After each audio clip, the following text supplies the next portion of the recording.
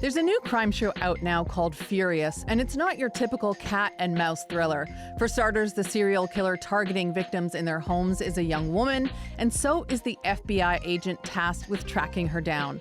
It's a revenge plot against powerful men landing in a post-Epstein world. I'm Amil Niazi, sitting in for Elamin Abdelmahmoud. This is Commotion. Alison, Herman, and Roxana Hadadi are here to talk about the show. Welcome back to Commotion. Thanks you. for having me. Okay, Roxana, what I immediately found so gripping about this show are the two women at the center. There's a serial killer played by Lola Pettigrew and FBI agent Alice Black, played so brilliantly by Emmy Rossum. Talk to me about these characters and what makes them so compelling. Yeah, I am going to say that it is a cat and mouse. It is not necessarily what you expect from a cat and mouse, but that's the best way to sort of understand where these characters begin. Mm-hmm. So you have this character played by Lola Pettigrew, who we open with her killing a man in his brownstone during Halloween. And a very obnoxious man, too. A very terrible man. All the men in the show are mostly terrible. But yeah, so we sort of set it with knowing that this woman is capable of violence and she has a very personal reason for doing this. And then we enter with Emmy Rossum's character, who used to be an NYPD detective. And we learn that she basically was run out of the department because she dared to speak about her boyfriend, who at the time, also an NYPD detective, was physically abusing her. So we start with this commonality between these women. Both of them have had something done to them by more powerful men. Both of them are in a position where society believes these men more than they believe these women, right? And so we're following each of them as they're dealing with this personal violence that has been inflicted upon them, how they're dealing with it, how they're living with it each day. And yet also they're being pulled into each other's orbit in this cop, FBI agent chasing this criminal. But there's so many overlaps and fascinating common threads that I think keep these characters feeling really spontaneous while we also know their pattern of behavior. It's very well written. It is very well written. And it's written by Liz Merriweather, who, very famously did New Girl. And the way she's exploring sort of women in her work is really, really interesting. How's the show landing for you, Roxana? Because it's one of those shows that if you just watch the trailer, you might have just skipped past it. Yeah, I ride really hard for this show. I think it is really wonderful. I think Liz Merriweather is doing something, as you said, she has done New Girl, she did The Dropout, she did Dying for Sex. I think she has a very sort of fascinating perspective on, yes, what it is to be a woman living in these times, but also what it is to be a woman who isn't a perfect victim, a perfect innovator. Often these women are bad morally. And I do think there is something really, she has a lot of finesse in sort of understanding what drives a woman to break bad. And then what does that look like? And I love that. I love the scope of Furious and how it's approaching that. Alison, this is a show that critics are loving, but audiences are also really loving. It's got a 98% rating on Rotten Tomatoes. What do you think it is about the show that is just really connecting with people right now? I think this show has a really interesting relationship to archetypes of female anger. So we should probably mention, in addition to the central cat and mouse of the show, you also have a third primary female character, an FBI agent, Nora Washington, played by Quincy Tyler Bernstein. And Merriweather gives her sort of a very convenient interest in Greek mythology so that she can explain.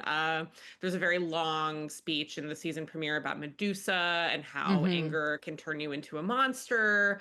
Later, she talks about the Greek terms for different types of anger.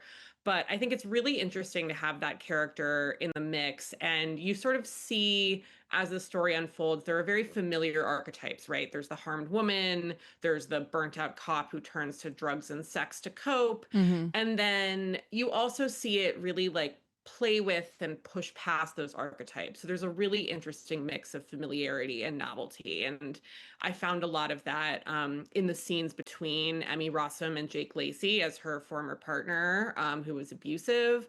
I found it in the scenes between Lola Pettigrew and Steve Way, who portrays, without spoilers, a sort of important person in the killer's life.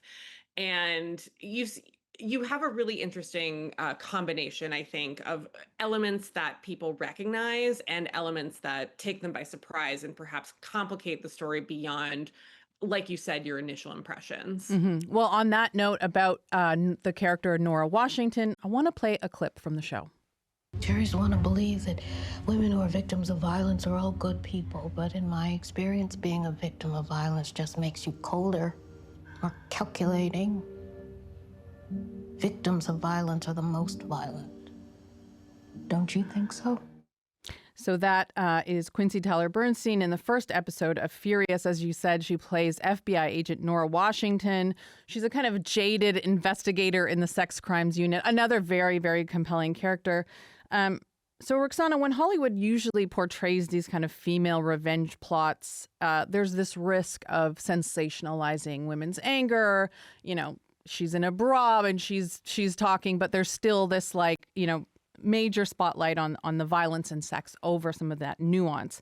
How do you feel about the way the show is handling its femme fatale? I think what's really interesting about the show is that it is acknowledging that in this specific instance, the femme fatale is a sort of performance. Like what we're seeing in Lola Pettigrew's character, the way that this character is able to seduce these men by sort of being like the party girl. A couple of different times she says, "You can do anything to me," and this like unlocks the worst stuff that could happen to her. But I do think there's sort of a very self-aware quality to some men want this, and so this character is allowing herself to be objectified to reach her ultimate goal. But I don't think the show is objectifying her. I think there's this very fine line between what the character is doing and what the show is saying about the violence that she is committing. And I think the larger question of the show, and I think this is something that we have dealt with culturally for a while and we don't have an answer, is like, what do we do with these men? What does justice look like? Is justice even possible? And there is a later conversation in the season that really digs in explicitly into this question in a way that I think is purposefully unresolved. And it really leaves it up to the audience, to make a decision like what this character is doing is not necessarily legal. but it is sort of asking the question of the audience, is there any world in which this is correct? Because justice by a legal means is not possible.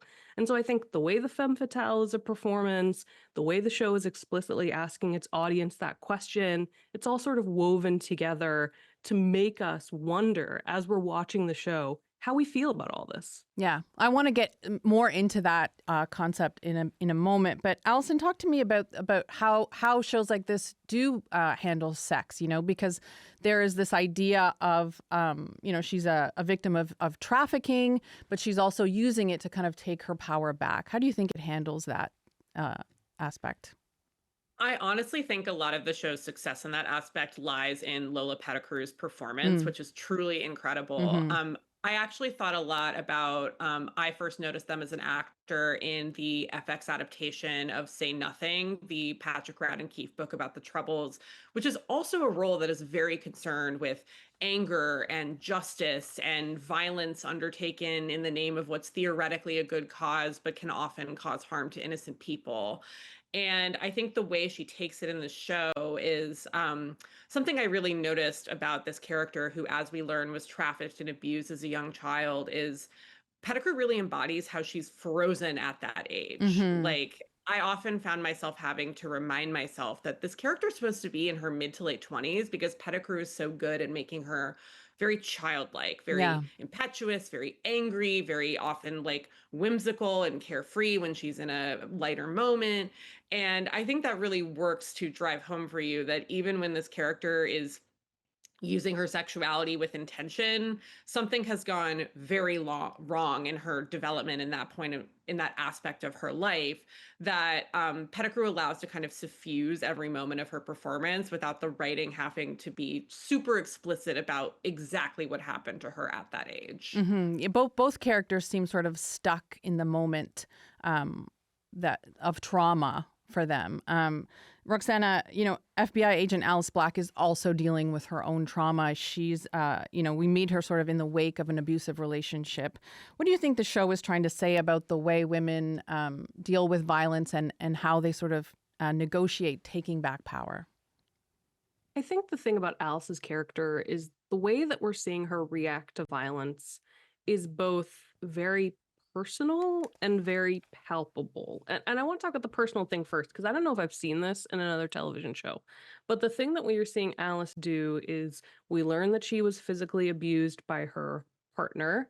And we also learn that it seems like the only way that she is maintaining sexual relationships is with strangers that she meets through apps. And sort of the setup is these men, I think, break into her apartment and try to attack her, and then it becomes a sexual altercation. We see some of the men be uncomfortable with that. We see a lot of the men be okay with that. And I think, again, it is sort of this question of, like, Alison speaking about what the killer is going through. Like, Alice also seems stuck in this dynamic where she's trying to figure out what this means. Why is she sexually aroused by this? Is she actually sexually aroused by this, or is she sort of just trying to deal with it? I think there's a lot in this show that is about, like, critical thinking and process. Like, what is your personal process for dealing with something that happened to you? So we have, on the one hand, these scenes in the apartment where she's with this man, and then also broadly we learn, like, she hasn't showered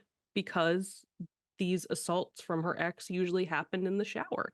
So I think there's one thing that is, like, very recognizable for a lot of us. You probably avoid something horrible that happened to you. And then the other thing where she's directly grappling with it, I think, is storytelling that we're not really used to.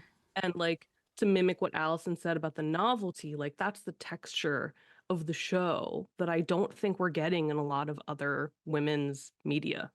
Definitely. Or just media. Or media. And yes, exactly. Yeah. Allison, quickly, there are still these stereotypes, that are very prevalent in these types of shows. How does the show overcome them, or does it?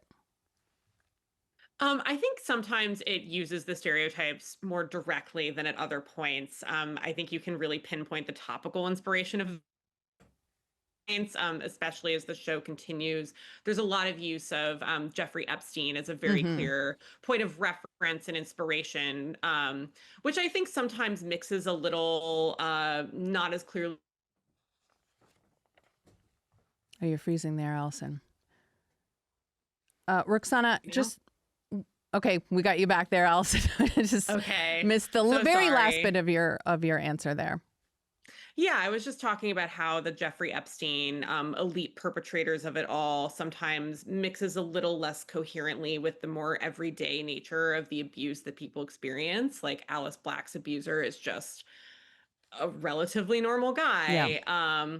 So I think sometimes there's a little bit of tension in the show between stereotypes undermined effectively and playfully. In the case of Nora Washington just makes a very casual joke about, you think I've never asked someone to take a whack at this piñata? Yes. And I love how, her story is maybe not explored, like, as directly as the main two characters, but it's very much established, like, this person has a whole life and a whole psychological background that we're not privy to, but we know exists. But yeah, without spoilers, I think as the show hurtles towards its conclusion, some of the more, like, ripped from the headlines elements start to take the fore, and I found those less compelling than the cultivation of these protagonists as these vividly realized individuals in their own right.